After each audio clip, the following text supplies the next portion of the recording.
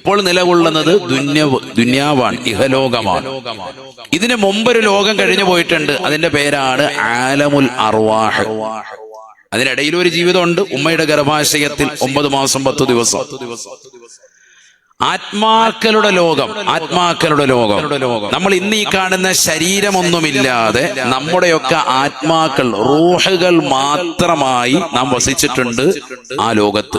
ഇതാര് പറഞ്ഞതാണ്? ശുദ്ധ ഖുർആൻ സാക്ഷ്യപ്പെടുത്തിയതാണ്. അല്ലാഹു നമ്മളെ സാലിഹീങ്ങൾ ചേർക്കട്ടെ. അങ്ങനെ ഒരു ലോകമുണ്ട്. വിശ്വസിച്ചേ പറ്റൂ. അവിശ്വസിച്ചാൽ ആ സെക്കൻഡിൽ കാഫിറാവും. കാരണം ഖുർആൻ പറഞ്ഞതാണ് ആ ലോകത്തെ പറ്റി.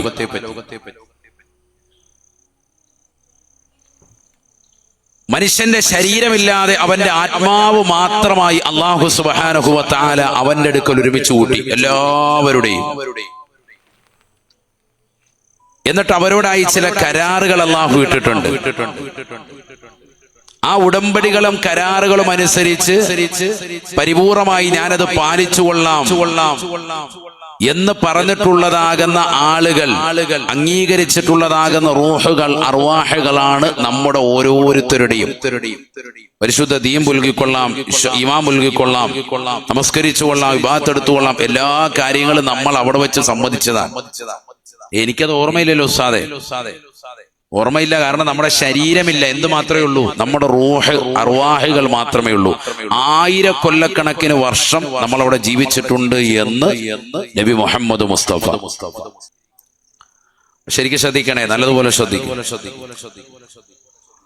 അപ്പൊ നബി സല്ലല്ലാഹു അലൈഹി വസല്ലം തങ്ങൾ പറയുന്നു, 1000 കൊല്ലക്കണക്കിന് വർഷം നമ്മുടെ ഓരോരുത്തരുടെയും, ഇരിക്കുന്ന ഉസ്താദുമാർ, ഉലമാക്കൾ, ഉമറാക്കൾ, സജ്ജനങ്ങൾ, മോമിനീങ്ങൾ, അവിശ്വാസികൾ, നിരീശ്വരവാദികൾ, യുക്തിവാദികൾ, എല്ലാ മനുഷ്യരുടെയും ആത്മാക്കൾ മാത്രമായി 1000ഓളം വർഷങ്ങൾ നമ്മൾ അവിടെ ജീവിച്ചിട്ടുണ്ടെന്ന് നബി മുഹമ്മദ് മുസ്തഫ. അവിടെ കണ്ടുമുട്ടിയവർ ഈ ദുനിയാവിൽ വെച്ച് കണ്ടുമുട്ടും. അങ്ങനെയാണ്. അവിടെ കണ്ടുമുട്ടിയവർ, അവിടെ സംവദിച്ചവർ ഇവിടെ ദുനിയാവിൽ വെച്ച് കണ്ടുമുട്ടും. قال رسول الله صلى الله عليه وسلم الأرواح جنود مجندة فما تعارف منها ائتلفا وما تناكر منها اختلفا.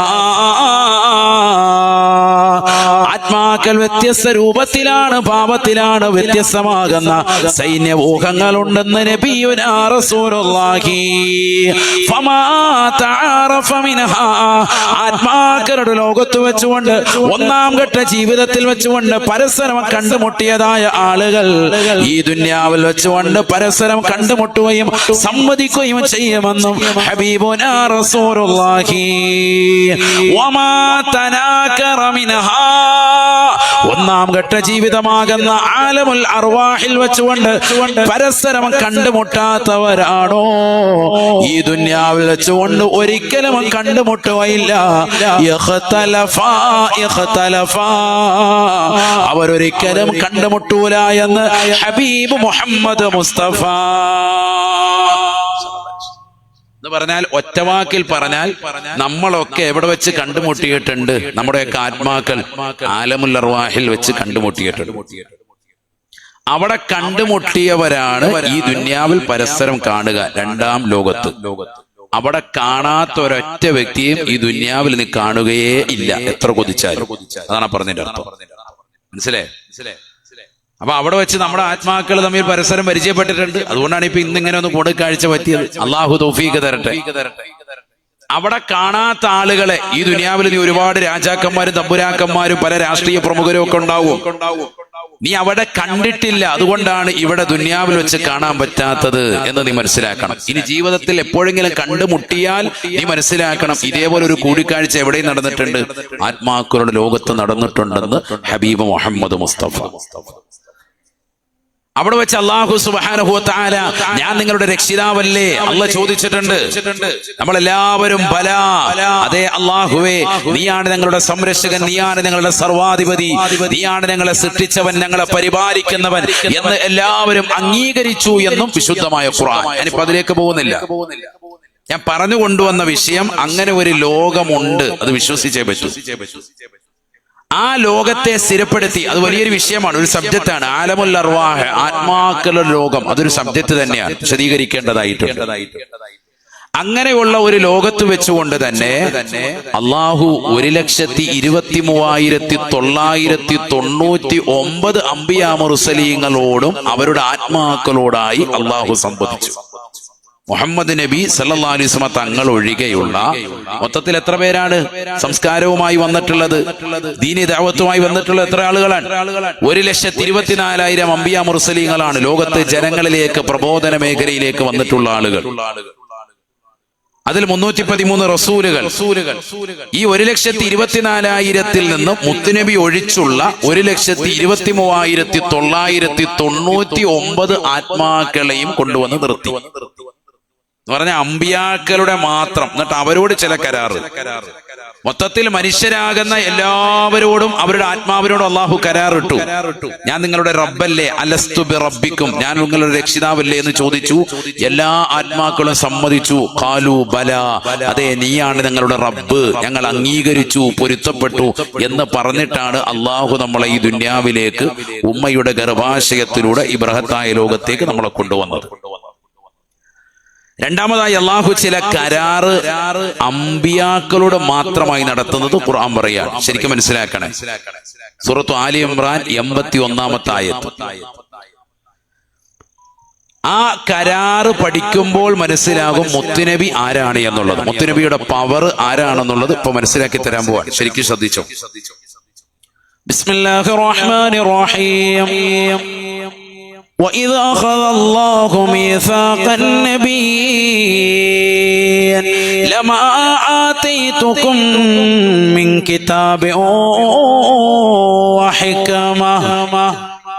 അല്ലാഹു സുബ്ഹാനഹു വ തആല 1,23,999 അംബിയാ മുർസലീങ്ങളുടെ ആത്മാക്കളെയും ആത്മാക്കളുടെ ലോകത്ത് വിളിച്ചു നിർത്തിയിട്ട് അവരോടായി ചോദിക്കുകയാണ്.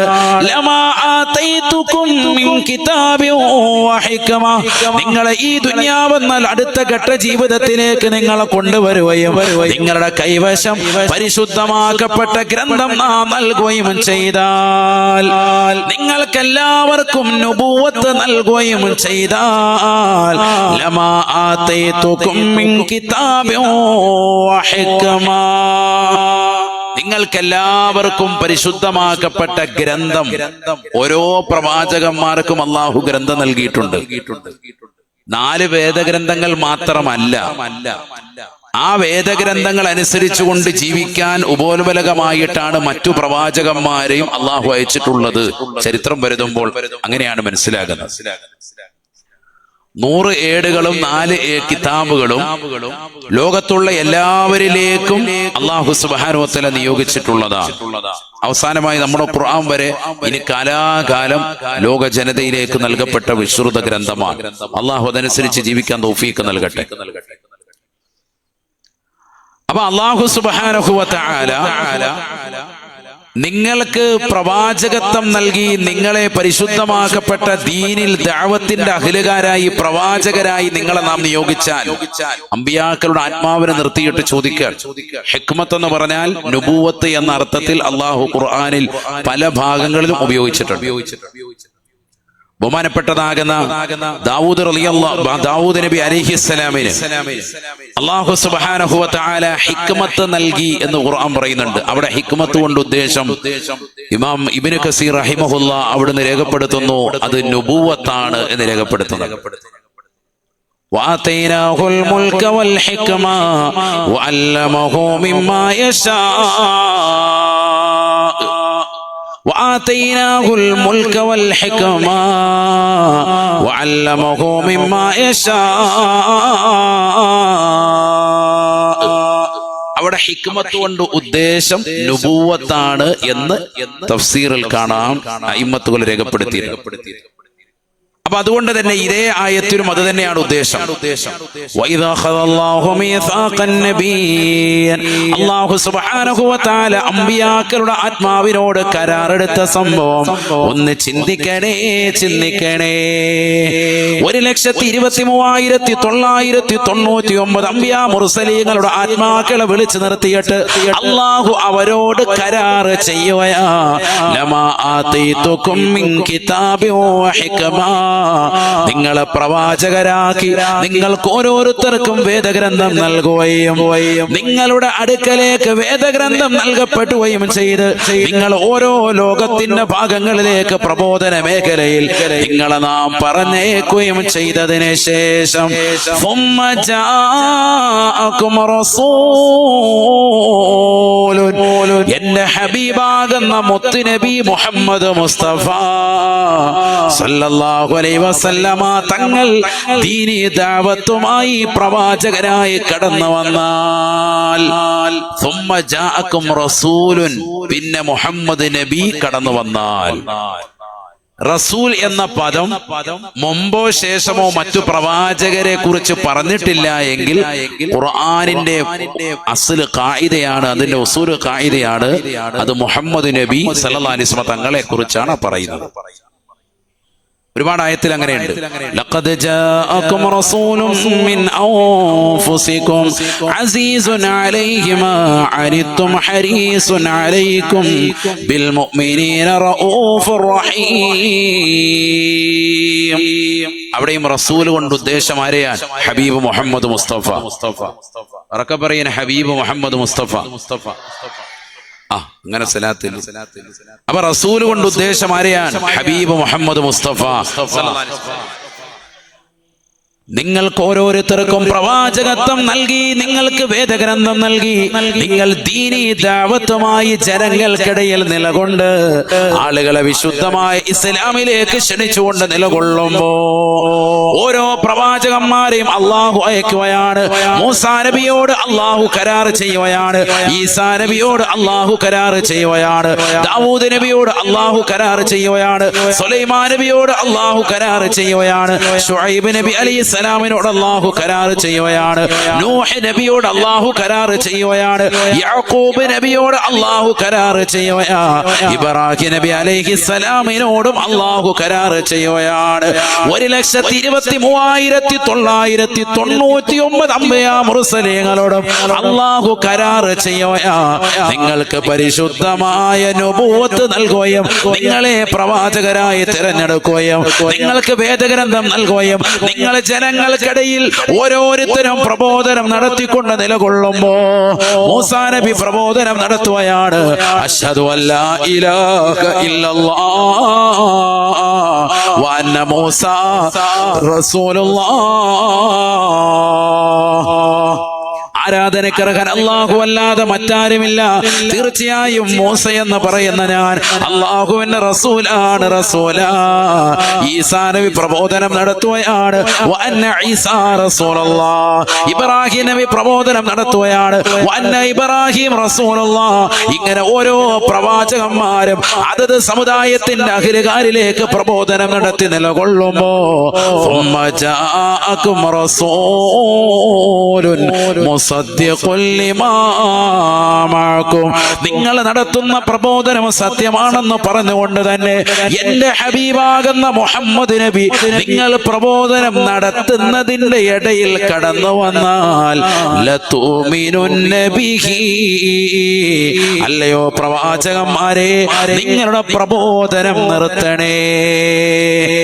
നിങ്ങൾ പ്രബോധനം നിർത്തിയിട്ട് എന്റെ ഹബീബിനെ കൊണ്ട് വിശ്വസിക്കണേ.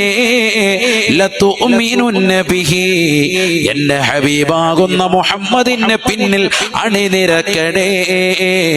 വലതൻസുറുന്നഹു,